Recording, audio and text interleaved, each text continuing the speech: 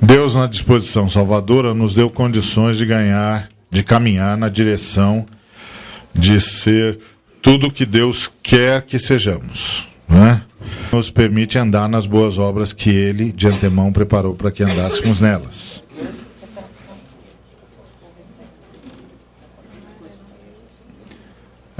Isso significa, portanto, que Deus, na disposição, que Deus, na disposição salvadora, pulou de novo, nos deu condições de andar nas boas obras. E quais são as boas obras? As boas obras são amar a Deus acima de todas as coisas e amar o próximo como a si mesmo. Lá em Efésios 2:10 diz: porque somos feituras dele, criados em Cristo Jesus, para as boas obras, as quais Deus de antemão preparou para que andássemos nelas. Quais são as boas obras que Deus preparou para que andássemos nelas? Amar a Deus acima de todas as coisas e amar o próximo como a si mesmo. O amar a Deus acima de todas as coisas significa sempre decidir por Deus, no pensamento, no sentimento e nas obras, que é igual a oferecer o corpo por sacrifício vivo. Então, se eu penso algo que Deus não pensaria, eu decido por Deus. Que é sempre assim. Isso aqui Deus pensaria? Não. Então também não vou pensar. Agora, qual é o nó górdio aí? Qual é o problemão aí? Qual é o X da questão? Qual é o, como eles diziam em Portugal, qual é o busilis da questão? É uma história, né? Em Portugal tudo tem milênios, né? Tem séculos. É a história de uma tradução de um pergaminho, né? De um livro antigo em latim, que o sujeito não entendia o que significava busilis e ele percebeu que ele estava lendo no espelho, ou seja, estava lendo o contrário. E aí ele viu que não era aquela a frase. E virou um provérbio em Portugal que atravessou séculos, que é quando você não acha qual é o segredo, ou seja, não consegue traduzir a palavra busilis, é porque ela tá escrita como se lê no espelho, e é exatamente o contrário. Então, qual é o nó górdio? Qual é o problema? Se eu vou ou não acreditar que o poder de Deus que está operando em mim é suficiente para isso. Porque, assim, toda batalha é uma batalha de concepção, é uma batalha no pensamento. E é aqui que eu trabalho acima de tudo. E aí se eu amo a Deus acima de todas as coisas, quer dizer que eu só vou pensar aquilo que Deus pensaria se estivesse no meu lugar enfrentando aquela situação. E isso é uma decisão. Isso é uma decisão. Isso é uma decisão entre Deus e alguma coisa. Tudo é uma decisão entre Deus e alguma coisa. Se Deus estivesse aqui, faria o quê? Bom, ele diz que é para pensar em tudo que é de boa fama, tudo que é verdadeiro, se alguma justiça, se alguma virtude há, etc, etc. Então isso não tem virtude nenhuma? Não. Então não é para pensar nisso. Agora, qual é o nó aqui? Qual é a questão?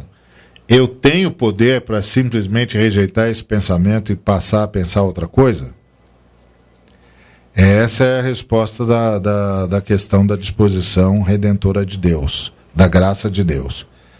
Tem, porque eu e você estamos no ambiente da graça, e no ambiente da graça isso é possível. O poder de Deus está a nosso favor. Então eu posso dizer não. Deus há de me socorrer. Isso significa o Espírito de Deus está do meu lado. Ele vai me ajudar. Eu posso invocar Jesus Cristo. Eu posso dizer: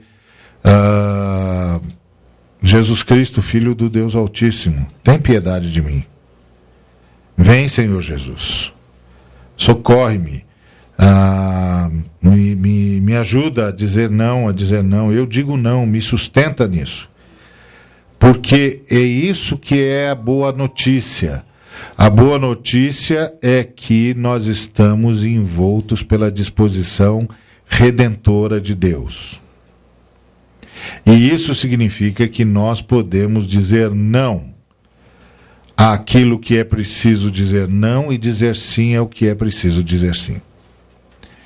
Isso é uma vitória extraordinária, porque de outra sorte significaria que não importa o que Deus fez, a salvação de Deus é assim: quando eu morrer, eu vou para o céu, mas aqui na vida vai ser um inferno. E aí isso faz com que muitos cristãos não possam de fato pregar o Evangelho, anunciar as boas novas do reino, porque se eles forem honestos mesmo, bem honestos, eles vão ter de sair dizendo assim: venha ser como eu, venha falar de amor e não amar ninguém, venha falar de paz e viver num tormento, venha falar de fé e não acreditar em nada. É terrível isso, terrível. Terrível. E aí a gente fica sempre defendendo Deus, e aí a gente diz assim: não, isso é um problema nosso, tá tudo certo, mas sou eu, não é que não é aqui, é lá no céu. Isso é só você tentando defender a sua religião. É só eu tentando defender a minha religião contra a religião dos outros. Ou é ou não é? Teve um encontro ou não teve? Agora, quando eu digo ou é ou não é, eu não estou dizendo, pelo amor dos meus filhinhos, eu não estou dizendo que agora vai dar tudo certo, agora eu não erro mais. Não é disso que eu estou falando. Estou falando que tem uma disposição trabalhando na minha vida e que eu vou crescer. Eu vou crescer, isso vai mudar a cada dia, porque a cada dia eu vou aprender mais dessa graça que atua em mim, e na graça de Deus eu vou poder dizer não a mais coisas, entendeu? Não é nenhuma coisa mágica e nem é nenhuma coisa legalista. É que é o anúncio de que, finalmente você entrou num processo para cima, né? Você não está no último degrau, mas agora você vai subir degrau por degrau. Você entrou num processo para cima. O que às vezes acontece é que dá aquela impressão de que nós nunca entramos nesse processo para cima. Nunca nada muda. Muda. E aí, quando a gente vê um crente que parece que a gente começa a andar com ele, começa a dizer: ué, nesse sujeito o evangelho funciona. Olha, essa pessoa mudou mesmo. Olha, essa pessoa é diferente. Aí a gente vai lá e canoniza o sujeito. Não é. Não é essa a ideia. Não é essa a ideia. A ideia tem um processo, eu vou entrar nele também. Tem um processo para cima, eu vou participar disso também. É outra história. Nem o legalismo resolve, nem o laissez-faire resolve. A coisa é no equilíbrio do processo que vai. O legalista mata o ser humano. E o laissez-faire mata o Espírito Santo. Não, nem mata o ser humano, nem mata o Espírito de Deus. Agora é um processo para cima, e eu sei que posso dizer não. Isso não significa que todas as vezes eu vou conseguir dizer não, mas que eu não preciso desistir. Esse é o ponto. Eu não preciso desistir. Eu vou ter outra chance. E com a graça de Deus, na próxima chance vai dar certo. Eu não preciso desistir. Entendeu a diferença? Essa é a diferença. Então, essa possibilidade permite que eu sempre decida por Deus. Volto a dizer, não quer dizer que a partir do momento que eu sei disso, eu vou decidir sempre por Deus. Não. Quer dizer que agora eu comecei um processo para cima, para o alto. Que agora eu não preciso desistir. Não deu certo dessa vez, eu digo, Senhor, não deu certo, mas eu não desisto. Eu sei que o Senhor não desistiu de mim, eu também não desisto do Senhor. Nós vamos juntos. Porque é isso que Deus faz. Ele leva a gente junto, ele vem, vamos junto. A gente pensa que Deus tira a gente do poço jogando uma corda. Mas Deus não tira a gente do poço jogando uma corda. Ele desce com a gente no fundo do poço. Entende o que está acontecendo com a gente. E diz, não filho, não filha, eu estou entendendo o que você está passando, mas sobe aqui nos meus ombros que nós vamos sair daqui. É outra história. Deus não é um sujeito que fala assim, você caiu no poço, hein? Mas você também não tem jeito, hein, rapaz? Vou jogar a corda pela última vez, você se vira. Porque já cansou, eu já estou aqui tendo de fabricar corda. Não é nada disso. Ele desce lá, entende, diz, não filho, vem comigo. Mas Senhor, e vai haver outro... Não, o próximo você vai ver melhor. Porque a beleza de andar com Deus é que até quando a gente cai para frente. Não é? Essa é a beleza de andar com Deus. Até quando a gente cai para frente. Ele nos faz aprender com aquilo. Porque é o processo da possibilidade da graça. Tá certo? A possibilidade de oferecer o corpo por sacrifício vivo, de aprender a pensar com as categorias de Deus. Isso é um caminho. Agora eu começo a pensar como Deus pensa, a entender, a perceber, opa, não, Deus está certo, Deus está certo. Deus está certo. Porque a lógica, o melhor, seria se eu ouvisse a palavra de Deus e pronto, ouvi, tá ouvido, vai ser assim de agora em diante, acabou. Mas Deus sabe que isso tudo tem de passar pela minha razão, tem de passar pelo emocional, tem de tomar meu corpo, tomar minha vida. E ele vai me ajudando nesse processo. Porque o que vai acontecendo não é que você se torna um sujeito que obedece a Deus como um soldado que não pensa para obedecer. E não é nenhuma crítica ao soldado. Eu sei que o soldado, eu fui soldado, eu sei como é que é. Se você tem algumas coisas que ou você faz, porque você não vai ter o próximo segundo para decidir. Então, é isso aí mesmo.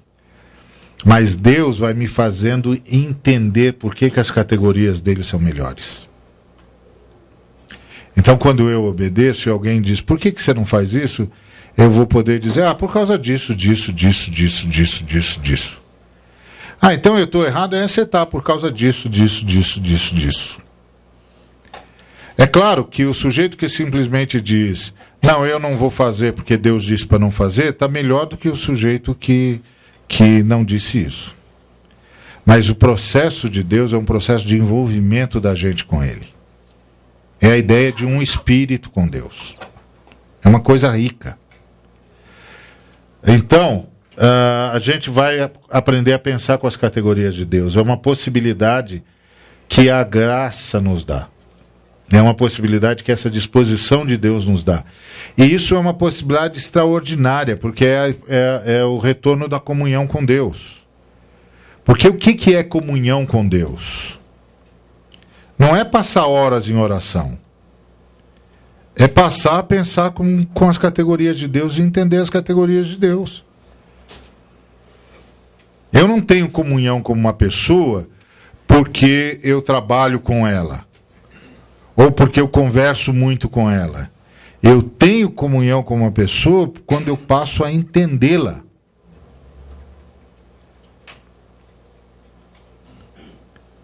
certo? Eu passo a entender. Agora eu entendo você. Entendi. Não precisa dizer não, eu já entendi o que você queria. Isso é comunhão. A Bíblia diz que Deus está recuperando a comunhão conosco. Nós transformamos a comunhão com Deus num culto de muita falação, de muita cantação, mas onde nem Deus nos entende, nem a gente entende Deus. Que é a grita de Deus para Isaías: esse povo me louva com os lábios, mas o coração deles está longe de mim. Ou seja, esse povo está me deixando doido. Porque quando eles se reúnem, eles cantam, e é um negócio impressionante. Eles têm movimento. Aí eu olho para o coração deles e digo: mas eles estão cantando da onde? Da onde que eles estão cantando? A ideia de comunhão com Deus é essa coisa de aprender a pensar com as categorias de Deus. Então a gente vai aprendendo, oferece o corpo a Deus como sacrifício vivo. Significa, eu estou dizendo, Senhor, que eu não posso pensar, eu estou concordando com o Senhor, que eu não posso pensar nada que o Senhor não pense, que eu não devo sentir o que o Senhor não sinta e que eu não devo fazer o que o Senhor não faz. Entre eu concordar com Deus e chegar lá, é o processo.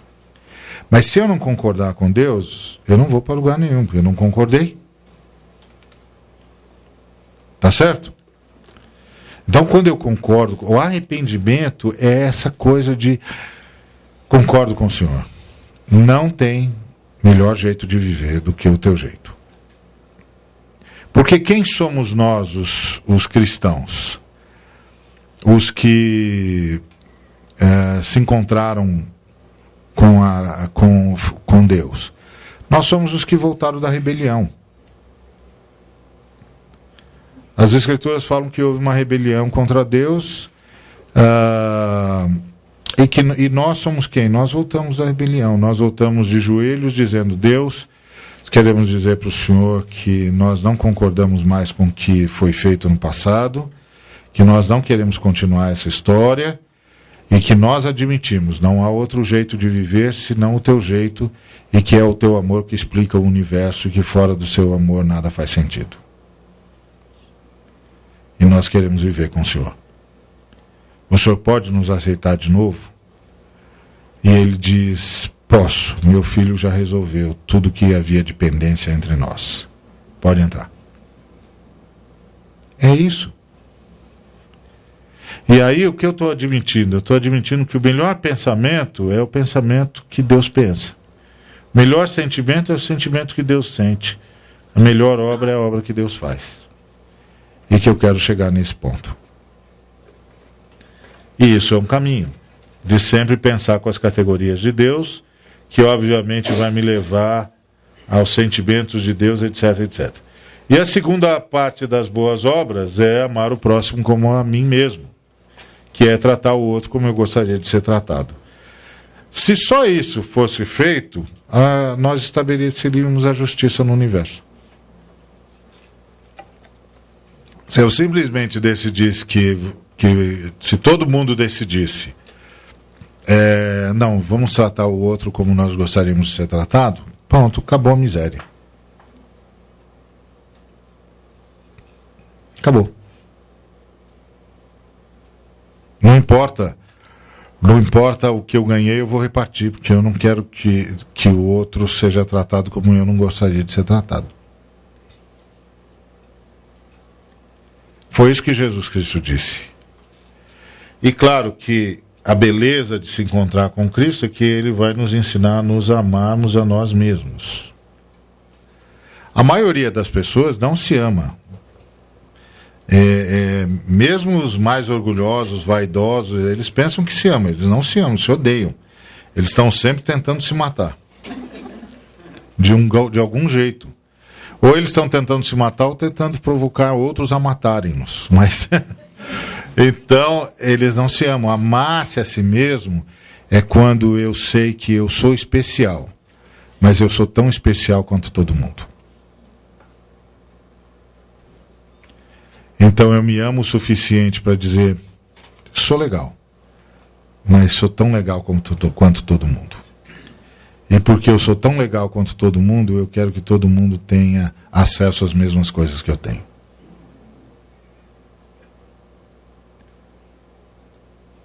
É isso que Jesus disse.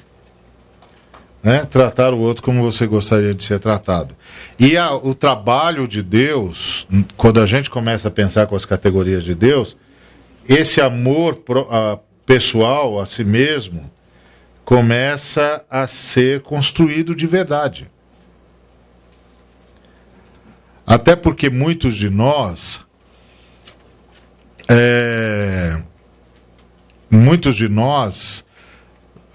quando viemos para a fé, uns têm sido ensinados a dizer o seguinte: não, você é filho de Deus e Deus tem de fazer para você tudo o que você quiser.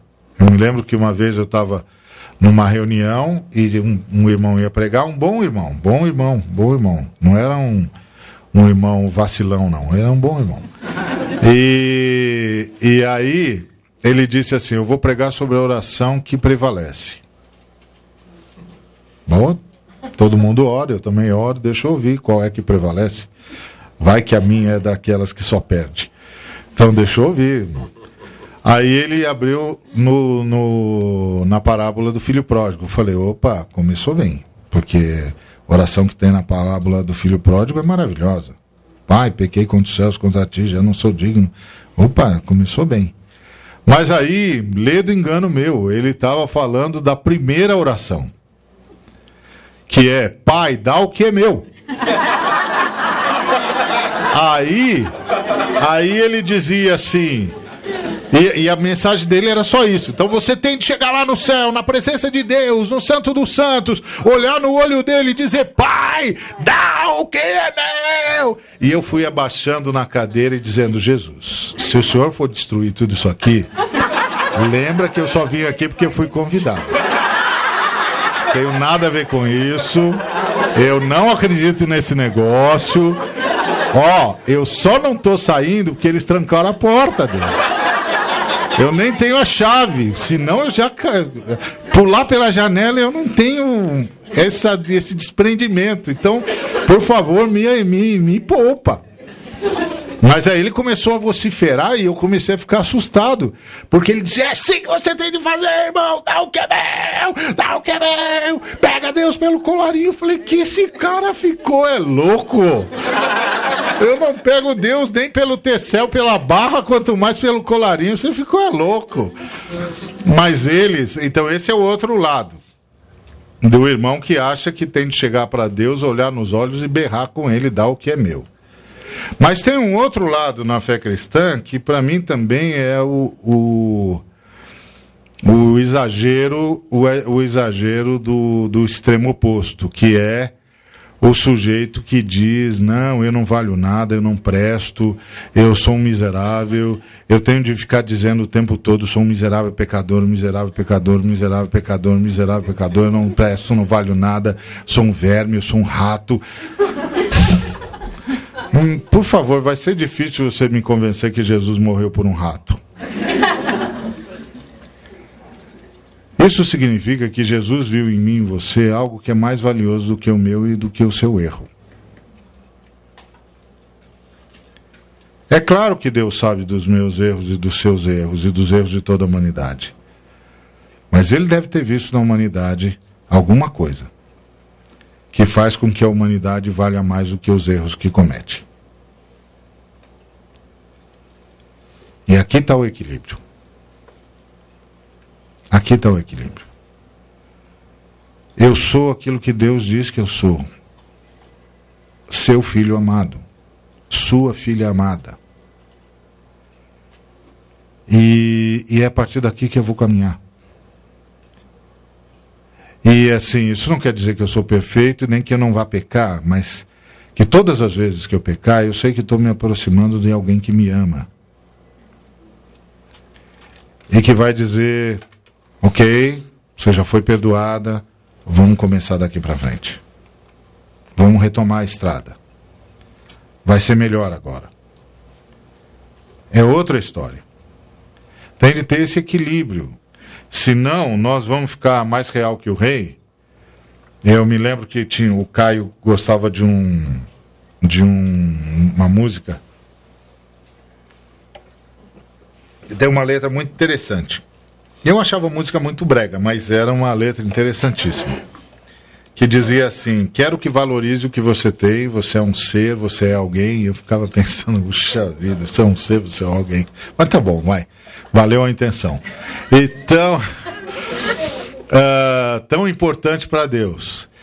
E, independente de tudo que o irmão, da forma como o irmão fez, o que ele estava dizendo está certo. O Espírito de Deus habita em você. E intercede por você até com gemidos inexprimíveis. E o Caio sempre gostava de terminar as pregações dele com essa música. E a gente já sabia. Então, ó, o Caio está terminando, bota a música. Então,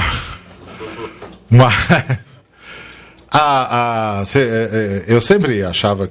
Bom, essa questão de senso estético, né, que não tem nada a ver nessas horas, mas o que o irmão dizia era aquilo lá mesmo. Ele está certo, ele está certo, é isso mesmo. Valorize o que você tem, o Espírito Santo habita em você, não é? Isso é verdade. Você é um ser, você é alguém. Isso é importante para Deus, tão importante para Deus, e é mesmo. Ele morreu por você, então isso é importante para Ele. Jesus não foi à cruz por diletantismo. Então é isso que vai trazendo a gente pro equilíbrio. Pro equilíbrio, vai nos livrando daquela da culpa mórbida, que fez muitos caras protestarem contra a fé cristã. Mas eles protestaram contra o que eles não sabiam. E eles não sabiam porque os cristãos não os informaram direito. E os cristãos não os informaram direito porque já tinham se desviado do que era a fé cristã. Então, aqui está o equilíbrio, que é a disposição redentora de Deus está me envolvendo, está trabalhando em mim e em você. Isso é graça, isso me dá esperança, te dá esperança de que nós vamos subir outros degraus. Nós vamos subir outros degraus. Isso não vai parar aqui. O Senhor está usando todas as coisas que acontecem na minha vida para me ensinar, filho, filha, tem mais. Presta atenção em mim. Olha o que eu estou tentando lhe dizer. Pensa com as minhas categorias. Pensa com as minhas categorias. Acredite no que eu estou lhe dizendo. Então, esse acreditar que vai fazer a diferença, porque aí eu sei o seguinte: todo o que eu preciso para chegar aqui já está em mim. Já está em mim. Porque o Senhor não veio a nós como uma colcha de retalhos. Agora um pedacinho, agora outro pedacinho. Às vezes a gente diz assim para o Senhor: Senhor, eu preciso de mais amor. Aí o Senhor diz assim: tem, mas acabou. Porque eu olhei aqui no estoque e não tem mais nenhum amor para dar por você. Ah, Senhor, por quê? Porque eu já dei tudo, já está tudo aí. Eu não guardei nada aqui. Eu já dei tudo, está tudo aí. A questão não é que lhe falta amor, a questão é que lhe falta pensar como eu penso e se abrir para a minha vida que está em você. Eu já estou aí. E tudo que eu dispus já está aí. Já está aí. Eu não entrei na sua vida pela metade. Já está aí. Agora é uma questão de você acreditar no que eu estou falando e começar a dar nessa direção. Sai do barco. Vai em direção àquilo que eu falei. Saia do barco.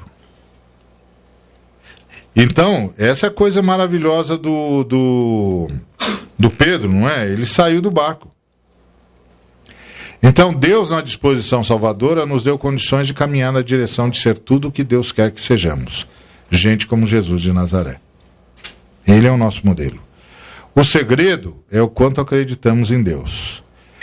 Deus não conta com a nossa força, pois o poder dele se aperfeiçoa justamente na nossa fraqueza. Nos basta a graça de Deus, nos basta a sua disposição redentora. Já está aí. A força é dele, já está em mim e já está em você. Então viver pela graça é isso, é acreditar. Tudo que Deus disse já está feito. E agora é uma questão de caminhar com Ele. De estar o tempo todo dizendo para Ele: Senhor, me ajuda nesse caminho para que eu creia mais. Aumenta a minha... Me ajuda na minha incredulidade. E me socorre. E é uma relação. E a beleza de tudo isso é que a graça nos socorre.